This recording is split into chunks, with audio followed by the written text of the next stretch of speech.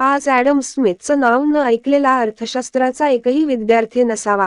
आज उद्योगाचे प्रचंड मोठं जग आपण बघतो, जी अवाढव्य पसरलेली बाजारपेठ बघतो.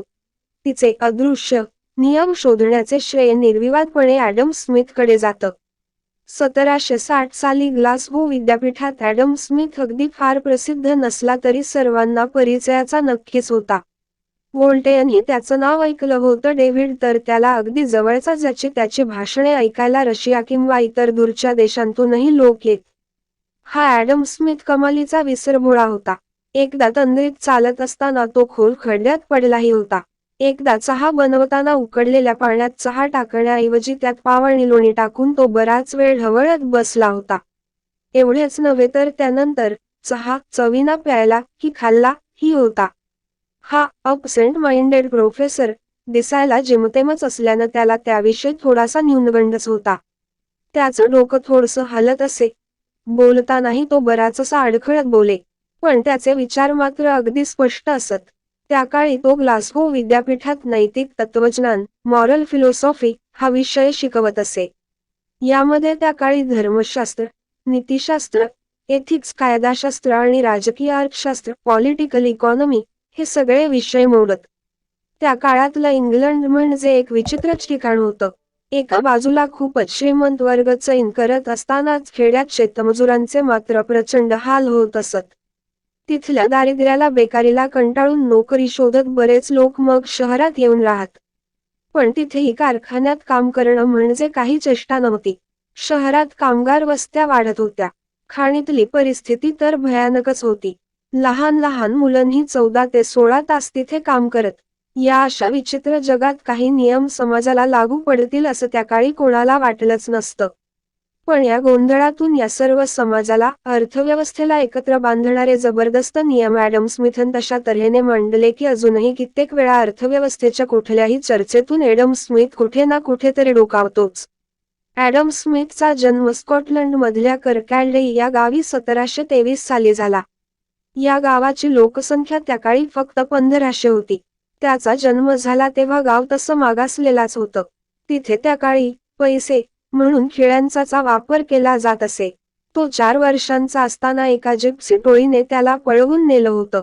त्याच्या काकांनी शर्थीने जिप्सी लोकांचा पाठलाग केला. शेवटी जिप्सी मंडळींनी स्मिथला रस्त्याच्या कडेला टाकून देऊन पलायन केलं. त्याचे काका नसते तर तो जिप्सी झाला असता. आणि मग त्यानं जिप्सी लोकांच्या राहणीविषयी काहीतरी नियम नक्कीच काढले असते. पुढे स्मिथ खूप शिकला. त्याचं वाचन प्रचंड होतं. डेव्हिड ह्यूमचा a treatise of human nature हा ग्रंथ त्याच्या खोलीत सापडला असल्याने त्याला विद्यापीठातून जवळपास हाकण्याचीच पाळी आली होती. पुढे तो स्वतः 1759 साली the theory of moral sentiments हे पुस्तक लिहिलं. स्मिथला एक गमतीशीर प्रश्न पडला होता. माणूस हा स्वार्थी असल्याने तो दुसऱ्यांचा कृतीविषयी नैतिक भाष्य कसा करू शकेल? कारण नैतिकता ही काही एखाद्या व्यक्तीच्या दृष्टिकोनावर अवलंबून नसते, व्यक्तिनिष्ठ नसते.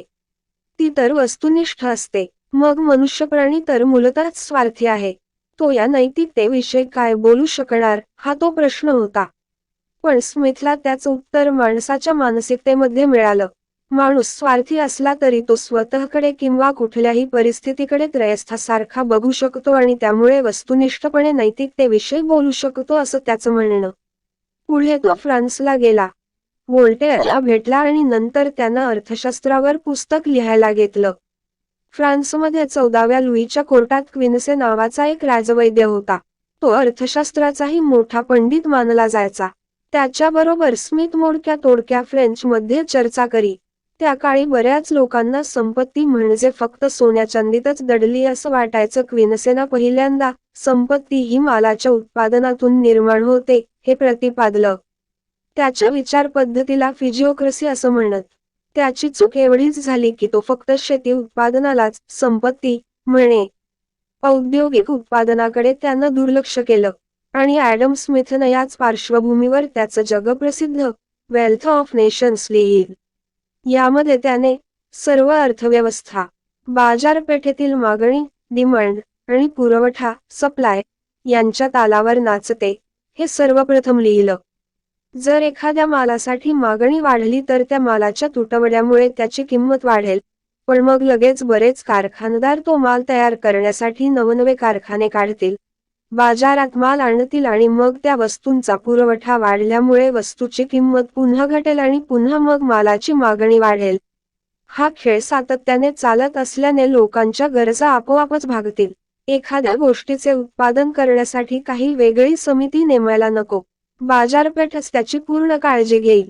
याशिवाय ॲडम स्मिथच्या मते या व्यवस्थेत प्रचंड स्पर्धा असेल. या स्पर्धेमुळे ज्याचा माझा जास्त किमतीचा किंवा आणि कमी दर्जाचा त्याचा माल कोणीच घेणार नाही, आणि कालांतराने त्याला नवीन यंत्र किंवा तंत्र वापरून मालाचा दर्जा वाढवावा लागेल आणि किंमतही कमी करावी लागेल. नाहीतर तो नाशच पावेल. यामुळे तांत्रिक प्रगती आपोआपच या व्यवस्थेतून होईल. त्यासाठी खास बसून कोणी काही ठरवायला नको. थोडक्यात या व्यवस्थेत प्रत्येक मनुष्य जरी स्वतःच्या फायद्यासाठी वागला, तरी बाजारपेठेच्या या अदृश्य कायद्यामुळे संपूर्ण समाजातच योग्य दर्जाचा माल योग्य किमतीला मिळायला लागेल. आणि या मुक्त बाजारपेठेमुळे, फ्री इकॉनॉमी, लेसे फेअरमुळे तांत्रिक प्रगती ही आपोआपच होईल. दुसरं एक महत्त्वाचं तत्व ॲडम स्मिथनं मांडलं ते म्हणजे श्रम विभागणी, डिव्हिजन ऑफ लेबरचे. त्यानं पिन तयार करण्याचं एक उदाहरण यासाठी घेतलं. यासाठी आपण काही माणसे घेतली आणि प्रत्येकाला वेगवेगळी, पण सातत्याने तेच काम करायला सांगितली, तर उत्पादन जास्त वाढेल असं त्याचं म्हणणं. म्हणजे एकानं तार आणायची, दुसऱ्याने ती सरळ करायची, तिसऱ्याने ती कापायची, चौथ्याने एका बाजूला टोक करायचं, पाचव्याने दुसऱ्या बाजूला गोलाकार तयार करायचा वगैरे. या उलट जर आपण प्रत्येक माणसाला ही सगळी पाचही काम करायला सांगितली तर त्याच्या हातून कमी पिना तयार होतील, हे त्याचं म्हणणं होतं. याच तत्वावर पुढे मोठे कारखाने निघाले. पुढे हेनरी फोर्डने जे मास प्रोडक्शनचं तत्व वापरलं, ते मूलतः हेच होतं.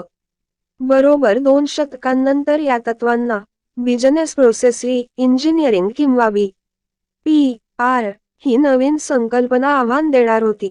पण तोपर्यंत ॲडम स्मिथची तत्व ही फार महत्त्वाची ठरली.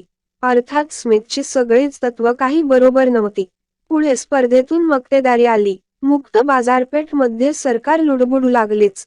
पण तोपर्यंत त्याच्या पुस्तकाची Danish, French, German, Italian, Spanish भाषांमध्ये भाषांतर झाली होती. ऑक्सफर्ड विद्यापीठाने मात्र स्मिथकडे पूर्णपणे दुर्लक्ष केलं. दैवदुर्विलास पहा. आजच्या खाजगी मालमत्तेवर आणि बाजारपेठेवर आधारलेल्या समाज व्यवस्थेचा तो एक प्रकारे पहिला तत्ववेत्ता. पण 1790 साली तो जेव्हा मरण पावला तेव्हा त्याची फार लोकांनी दखलही घेतली नाही.